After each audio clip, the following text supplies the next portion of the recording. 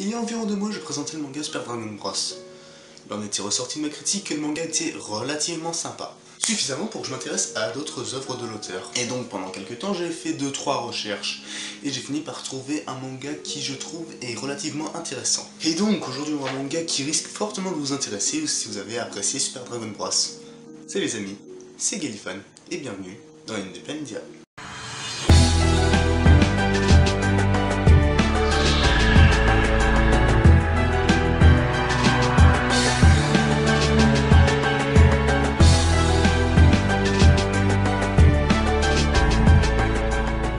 Hémisphère est un manga indépendant que j'ai découvert très récemment et qui je trouve est assez intéressant. Si vous aimez les histoires fantasy / monde parallèle, vous avez sonné à la bonne porte. Hémisphère nous plonge dans 2 mondes à la fois, le nôtre et dans celui de...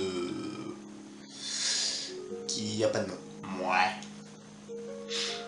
C'est un choix comme un autre, hein. Au moins l'auteur s'est pas vraiment fait chier sur ce point-là. Enfin, je dis que ça nous plonge dans notre monde, mais au moment où je parle, celui-ci n'apparaît pas beaucoup. Mais bon bref, Megan est une jeune magicienne. Encore étudiante, celle-ci est contrainte de voyager afin d'accomplir un travail d'école. Et toi tu te plains d'avoir contrôle le lundi matin. Alors qu'elle décide de loger dans une auberge, elle fait rencontre de Lancelot et de Mineshaft, 2 valeureux guerriers qui ont récemment vaincu un dragon. Suite à cette rencontre, les montagnes qui se trouvaient derrière l'auberge ont mystérieusement disparu. Suite à un enchaînement plutôt comique, Megan finit par rejoindre le groupe d'aventuriers et décide de partir découvrir ce qu'il s'est passé. Au cours de leur voyage, ils vont peu à peu découvrir des objets étranges, des êtres vivants bizarres, des tas d'autres trucs. Certains l'auront déjà compris, mais ces divers objets et personnes viennent de notre monde. En effet, pour une raison qui nous est encore inconnue, les 2 univers ont fusionné, d'où le nom du manga, Hémisphère. Ce n'est pas la première fois qu'un manga traite d'univers parallèles.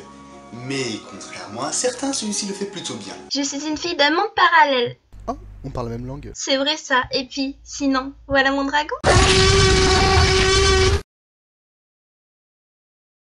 Ouais, je crois que je vais me faire taper après ça. De plus, cet aspect monde parallèle donne souvent lieu à des scènes plutôt comiques. D'ailleurs, tant qu'on est sur l'humour, ce manga en est rempli. Ça va de l'humour basique et débile jusqu'à l'humour absurde, en passant par le caricatural évidemment.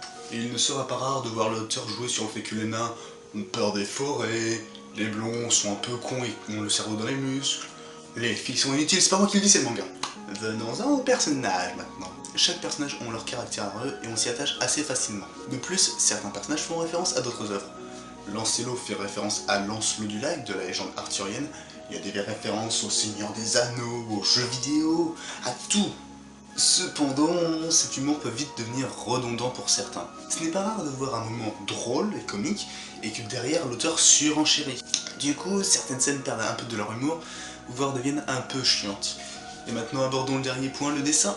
Là où Super Dragon Bros avait un dessin tiré vers le cartoonesque, l'auteur décide de revenir cette fois-ci vers un style un peu plus manga pour Hémisphère, tout en gardant un aspect un peu enfantin. Ce style colle plutôt bien avec l'univers et faut le dire, il est assez agréable à voir.